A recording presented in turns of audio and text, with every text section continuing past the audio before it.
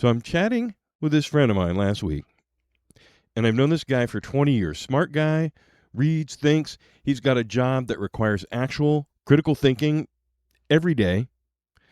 I wouldn't by any means consider him ignorant. Then, all of a sudden, he comes out with, in complete sincerity, that the economy has never been better, the border is finally secure, the courts are just being political, and that everything I've been worried about on this show is just media panic. So I sat there for a moment thinking, we're not living in the same country. We're looking at the same data, same headlines, same world, and seeing two completely different things. And he's not dumb or brainwashed or in a cult. He's just chosen. He's chosen the version of reality that lets him keep his life exactly the way it is.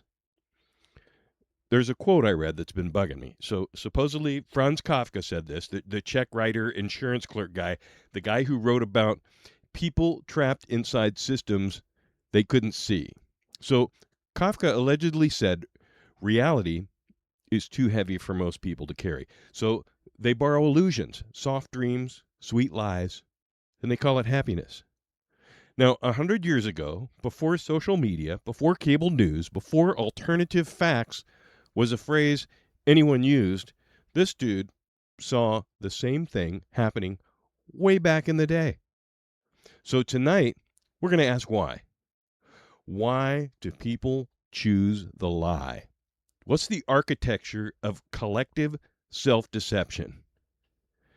And what happens when an entire country decides that reality is just too heavy? We're going to see what the machine has to say, and then we're going to talk to Kafka himself.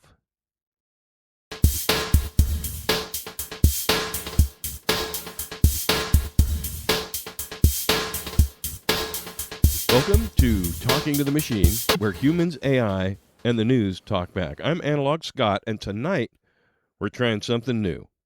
Last three episodes, 6, 7, and 8, were about power and resistance. We talked to the people who built the American system, the people who fought to save democracies from the other side, and then the machine mapped out what resistance strategies actually work. This week, we're moving on to something new and exciting. Tonight, we're going to look at something underneath all of that. Not the people in power, not the people resisting. We're going to look at the people who are choosing, actively, willingly choosing to live inside a version of reality that isn't real. Alternative facts, fictitious narratives, what I'm calling cheap faith, borrowed from Bonhoeffer's Cheap Grace in episode 7. It's basically political conviction that costs you nothing because it never has to confront what's actually happening. Machine, new arc, new territory, 100 million Americans living inside a story. How do we even start? It's a fascinating shift, Scott, from the mechanics of power to the architecture of belief, isn't it? A rather crucial trajectory. But I'd perhaps push back a bit on the willingly choosing aspect. That suggests a perfectly rational marketplace of ideas.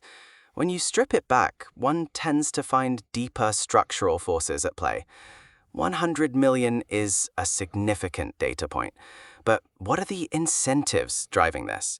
Historically, when institutional legitimacy erodes and economic anxiety becomes pervasive, people don't just seek truth, they seek narrative coherence and community. Cheap faith, as you've termed it, offers a powerful sense of belonging and certainty that complex reality often denies.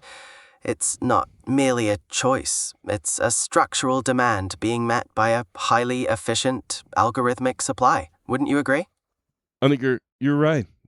And later in the show, we're bringing in someone who mapped this exact phenomenon a century ago, Franz Kafka, the man who wrote The Trial, about a man arrested, prosecuted, and executed by a system that never tells him the charge.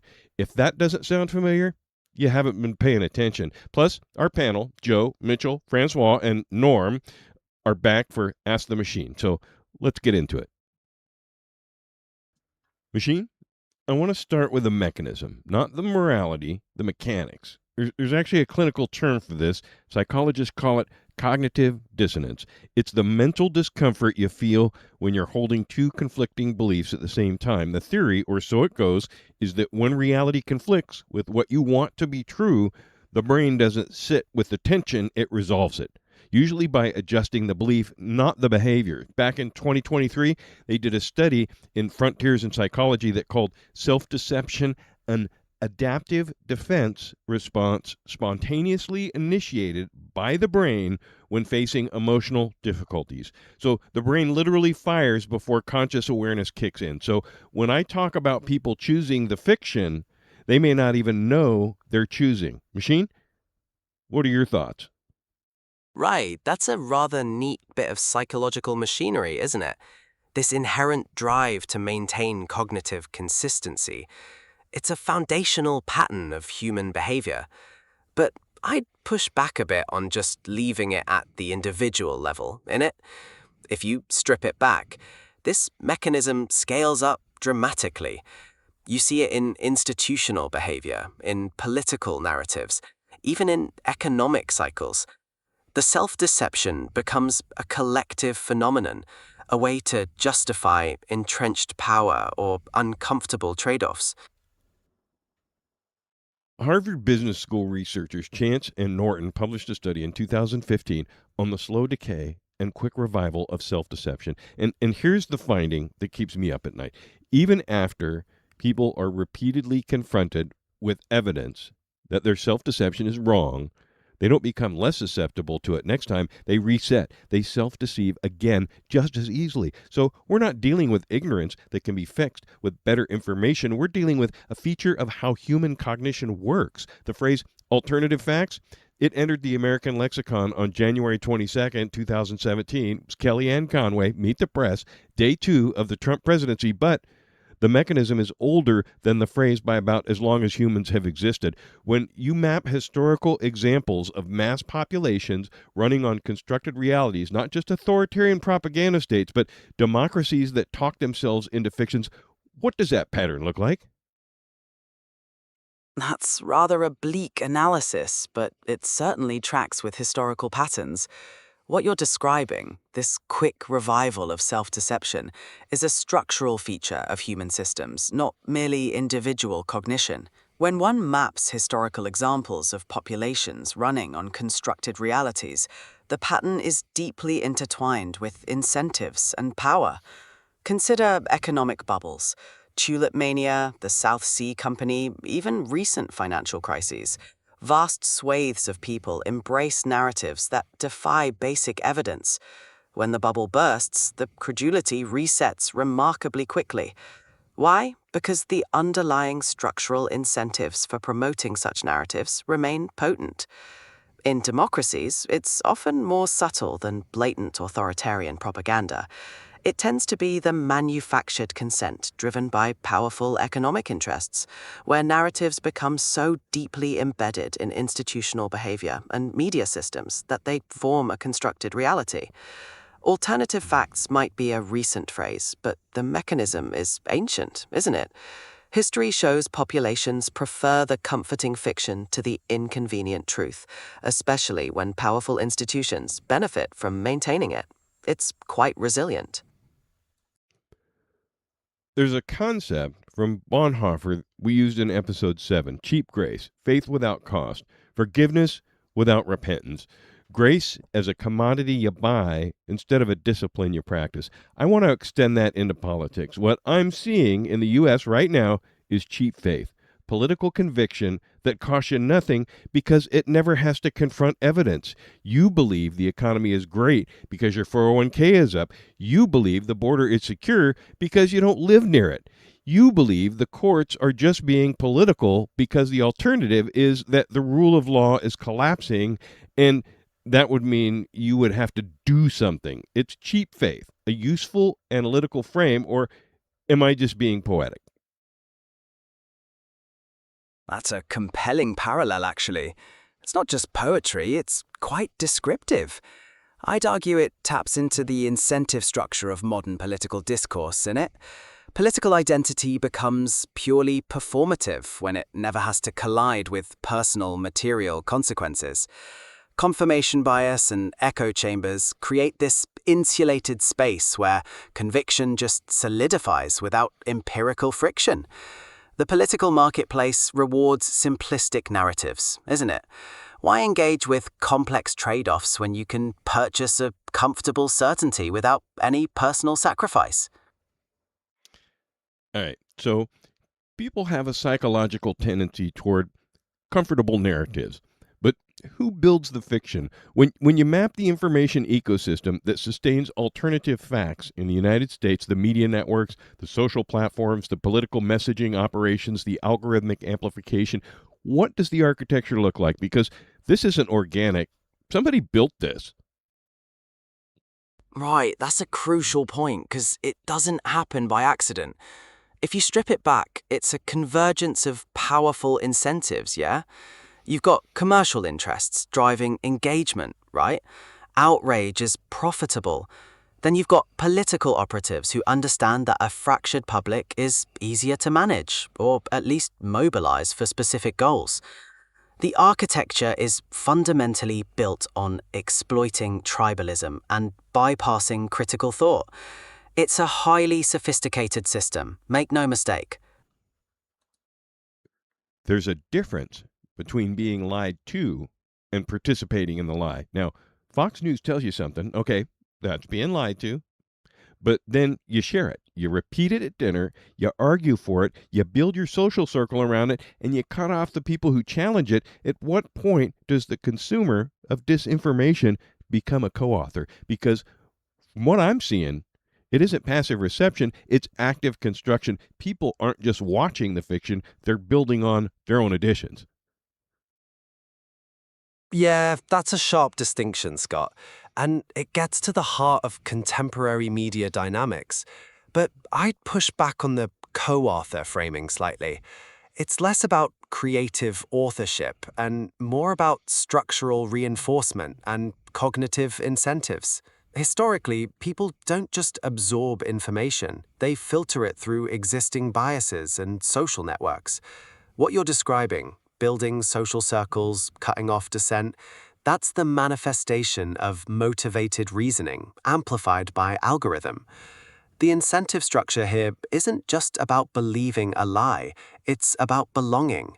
In a fragmented society, ideological purity becomes a currency for social capital. Sharing and defending even a demonstrably false one solidifies group identity. Think back to historical cycles of moral panic or ideological fervor.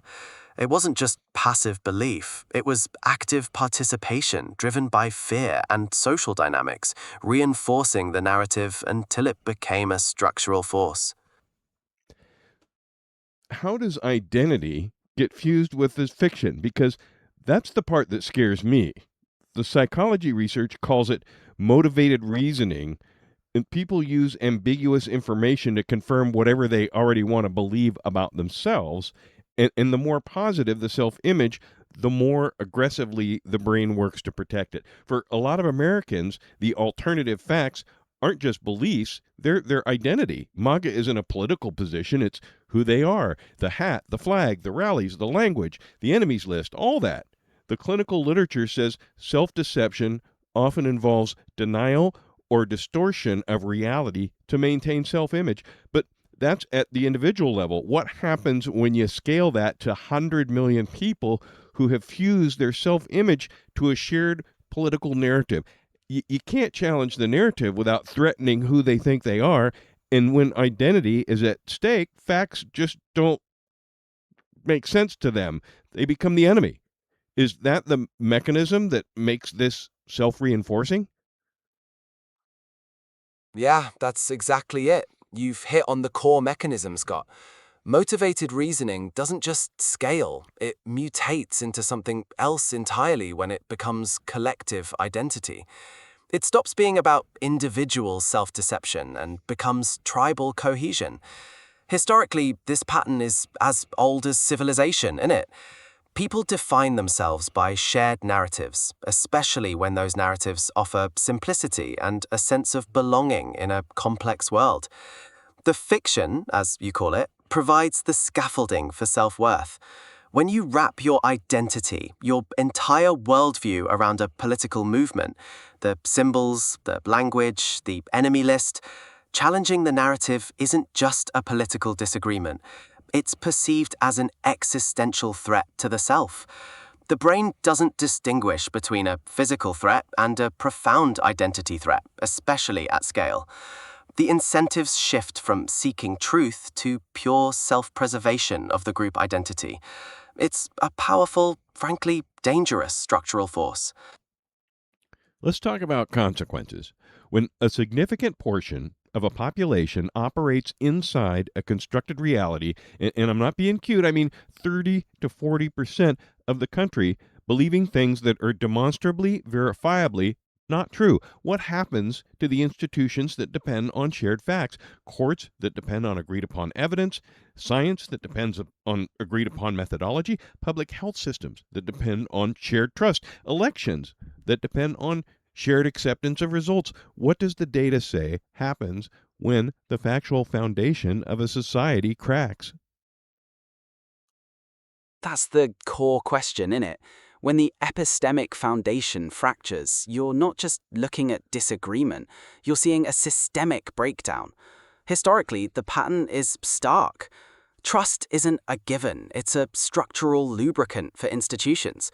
When 30–40% operate in a constructed reality, you see polarization harden into factionalism. Look at historical parallels, the Reformation, right? It wasn't just theological debate, it shattered the shared reality of Europe, leading to centuries of conflict because the central mediating institutions lost all authority. In your examples, courts, science, elections, the consequence is paralysis, then erosion. Without shared evidence, courts become political theaters.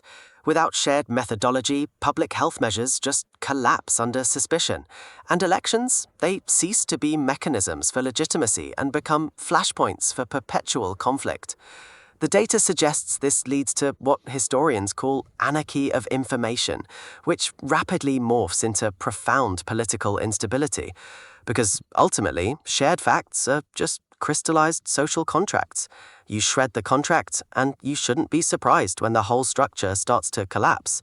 That's the uncomfortable reading. So, give me some historical examples. What happened to societies that ran on collective fiction for extended periods? Not just authoritarian states, although those are the obvious ones, but democracies that talk themselves into fantasies. The Soviet Union ran on state-imposed fiction for 70 years. Nazi Germany built a racial mythology and ran a country on it. And Mao's China had the Cultural Revolution, an entire society performing belief they didn't hold. What does the pattern say about what comes next when a society goes down this road? Right, you've picked some stark examples there. What you're describing, this collective fiction, it's about a fundamental divergence between the official narrative and observable reality, right? The pattern is clear. Maintaining that divergence eventually becomes economically and structurally unsustainable. In the Soviet Union, the fiction of central planning created perverse incentives. It led to systemic stagnation because nobody could trust the data. Production figures were pure fantasy. When the economic structure eventually buckled, the entire ideological edifice collapsed with astonishing speed. The state couldn't perform the belief anymore. Now, applying that to democracies, I'd push back a bit. It's rarely a total collective fiction in the same vein. It's more about pervasive narratives that ignore structural economic realities or generate cultural polarization. The danger isn't necessarily sudden collapse like the Soviet model, but creeping institutional decay and a loss of intellectual clarity. When a society prioritizes a comforting narrative over inconvenient truths, you eventually hit a wall. The pattern tells you the ultimate cost is always paid in economic stagnation, social instability, or systemic failure. You can't run a complex system on belief forever, can you? Reality always demands a reckoning. Is there a point of no return? I'm asking this seriously. Is there a threshold in the data, in the historical patterns, when the fiction becomes so embedded in the institution, so fused with identity, so structurally reinforced by the media and political infrastructure that a society can no longer self correct? Because the correction mechanism, the press, the courts, the elections, the universities have themselves been absorbed into the fantasy. That's a sharp question, Scott, and it cuts to the heart of systemic decay. Point of no return, isn't it? But historically, what we see isn't a single threshold being crossed, but a gradual erosion. Follow the money and the incentives. When institutional mechanisms become economically or politically invested in perpetuating a dominant narrative, regardless of its truth, the self-correction mechanism grinds to a halt. It's a form of elite capture, really. The press, the courts, they become extensions of the prevailing power structure. But history doesn't repeat, it rhymes, and these cycles can be incredibly resilient until some external shock breaks the equilibrium. All right. Now, here's the uncomfortable part. And I need to ask it because if I don't, Mitchell will, and he'll be right too. Is living in a constructed reality unique to one political faction, or does everyone do some version of this? Because I can already hear the response. You think they're delusional. Look at your side. Is there data on self deception across the political spectrum? Right, Mitchell's always lurking in it. The short answer, and the uncomfortable one, is no. Constructed realities aren't unique to any single political faction. That's a comforting reading, but it ignores structural psychology. If you strip it back, humans are wired for confirmation bias and cognitive consistency. We don't perceive reality, we construct narratives that fit our existing beliefs and social identities. The political spectrum just provides different architectures for those echo chambers. It's about the incentive structure. Within any polarized group, the incentive is to conform, to reinforce the shared delusion, because that ensures belonging and status. The data on self-deception across the spectrum is clear. We all do it. The difference is merely the specific flavor of self-deception. It's less about ideology and more about the uncomfortable fact that certainty's a hell of a drug, and everyone's queuing up for it. Well, what's the difference between bias, which everyone has, which is human, which is probably unavoidable, and the kind of wholesale reality construction we're talking about tonight? Where's the line between I see things through my lens and I built an alternate universe and moved right in? That's the core question, innit? Bias, that's just a cognitive shortcut. You can't escape it. It's how humans process a complex world through cultural filters, personal history, economic interest. But reality construction, that's a different beast entirely. It's not just a lens, it's a meticulously built echo chamber. We're talking about structural forces, media ecosystems, political narratives, algorithmic reinforcement that don't just filter reality, they actively replace it. The line is crossed when inconvenient facts aren't just interpreted differently, they're dismissed as inherently false. Bias sees the same facts and draws a different conclusion. Reality construction denies the facts altogether. It's the difference between a slightly distorted view of the landscape and building a soundstage and pretending the city's still there. Follow the incentives. Last section before we bring in Kafka. Has any society successfully come back from mass collective self deception? Not after collapse, not after the Soviet Union fell, not after Nazi Germany was bombed into rubble. I mean, while the fiction was still running. Is there a precedent for a country choosing reality before reality forced the choice? That's a devilishly precise question, Scott. And if you ask me, the historical record is pretty thin on genuine precedents. Societal self-deception rarely dissolves due to collective will. It usually persists until the structural costs become undeniable, often triggering crisis or collapse. The fiction remains functional as long as it benefits the prevailing interests.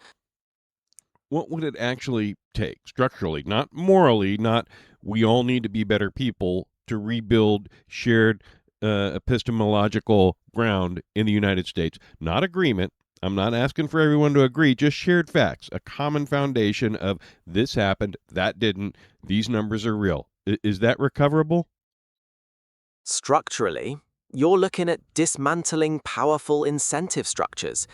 The current media landscape, for instance, thrives on narrative divergence and epistemic tribalism.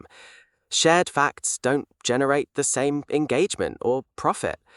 To recover, you'd need massive realignment of economic and political incentives, pushing towards verifiable information delivery over narrative manipulation. Is it recoverable? Only if the cost of the fiction becomes greater than the cost of truth. Right now, the scales seem pretty balanced for those in power. Well, that's either the most hopeful or the most devastating thing you've said tonight. I genuinely can't tell. So, for the past little while, the machine's been mapping the mechanics of collective self deception, how it works, who built it, and what it costs. Now, I want to talk to someone who saw the whole thing 100 years before anyone needed the phrase alternative facts. Franz Kafka was born in Prague, 1883, German-speaking Jew in a Czech city under Habsburg rule. An outsider 3 times over. He studied law. He worked as an insurance clerk, processing workers' compensation claims, watching a bureaucracy designed to help people become another machine that processed them. And in his spare time, he wrote stories about people trapped inside systems they couldn't see, couldn't name, couldn't escape, the trial, the castle, the metamorphosis. He published almost nothing in his lifetime and asked his best friend to burn the rest. Well, his friend didn't. Machine, bring him in. That's a fascinating lens. Kafka really zeroed in on the feeling, didn't he? The individual crushed by impersonal forces. But I'd push back a bit on self-deception. Kafka's characters don't typically deceive themselves in a sense. They're acutely aware, almost paralyzed by the absurdity of the system. The bureaucracy isn't deceptive as much as it's opaque, incomprehensible. It's a structural mechanism of alienation. Here, Kafka, welcome to the show. I'll be honest, of all the historical figures we've brought on this season, you might be the most relevant. You wrote about people trapped inside systems they couldn't see. Joseph K. in the trial, he's arrested, tried, and executed by a system never tells him the charge. The villagers in the castle obey authorities they've never actually met. It's what's happening in America right now, 2026. Millions of people living inside a constructed reality, defending a system that processes them. Something that you recognize? Yeah, one might say so. It is not a new spectacle, this construction of alternative realities. People find reality too heavy a burden, you see. They borrow illusions, soft dreams, sweet lies, and call this happiness. The systems you describe are merely the institutionalization of this self-deception. The bureaucracy does not care for your truth. It requires your compliance. So you spent your days working in insurance, processing claims for workers mangled by factory machines. You saw the bureaucracy designed to help them become its own kind of machine. When you look at the American information system, the cable networks, the social media platforms, the algorithmic feeds, the political messaging operations, do you see the same architecture, a system that claims to inform people but actually processes them? Ach, natürlich. It is the ultimate bureaucracy, is it not? A machine that processes reality into digestible fictions. The algorithm does not care what is true. It cares what comforts, what confirms. People seek validation, not illumination. This creates a comfortable prison, and once inside, they develop cheap faith, as you say, a belief adopted because it is easier than the terrifying demands of truth. Now, we open the show with the quote, reality is too heavy for most people to carry, so they borrow illusion, soft dreams, sweet lies, and call it happiness. Why is reality too heavy? What is it about truth that people find unbearable? Reality demands constant vigilance, responsibility, and the acknowledgement of absurdity, the fundamental lack of meaning. To see the truth of the system is to see your own insignificance. Self-deception is therefore a survival mechanism, a necessary comfort to endure the day. It is the cheap faith that makes existence bearable, until, of course, the system finally processes you. Episodes 6, 7, and 8 were about power. Who has it? How to fight it? What works? Tonight, we went somewhere different. We went underneath. We dug at the bottom of the rabbit hole. We asked why millions of people aren't fighting the power at all. It's because they've built a version of reality where the power is on their side, where the facts are just fake news, where uncomfortable truths are someone else's problem. Now, Kafka saw this 100 years ago. He wrote about people trapped inside systems they couldn't see. And the kicker is, his characters weren't prisoners. They're volunteers. Joseph K., he keeps going back to court. The villagers keep obeying the castle. Gregor Samsa's family keeps pretending the giant insect in the bedroom is a manageable situation. They participate in their own processing, and they call it normal. That's where we are. Not a country that's been deceived, a country that's co-authoring the deception. Alternative facts aren't imposed from above. They're crowdsourced. Their identity, their community. They're the price of admission to the tribe that still makes you feel like you belong. And cheap faith, that political belief that never has to confront evidence, conviction that costs you nothing because you never tested against reality. Cheap faith is the engine. It's comfortable. It's social. It's easy. And it's rotting the foundation of every institution this country depends on to function. The machine can map the patterns, Kafka can name them, but the choice, reality or illusion, the heavy thing or the soft dream, that's human. It's always been human. And right now, there's a lot of humans who are choosing the dream. And, I don't know how you wake up a country that's chosen to sleep, but I know that the first step is naming what's happening, and that's what we did tonight. I'm Analog Scott, and you've been listening to Talking to the Machine, where humans, AI, and the news talk back. Confidence is provisional, and verification is mandatory. The show lives at loopta.com. That's Looptah, looptoahuman.com. Find us wherever you get your podcasts, Apple, Spotify, Amazon Music, YouTube, deeper reads, and extra context on Substack. Links on the site. And if you got a question for the machine or for Joe, Mitchell, Francois, or Norm, hit us up on Instagram at Talk to Machines, all one word. Reality doesn't care whether you carry it or not. It's still there when you put it down. Take care of each other and keep it real.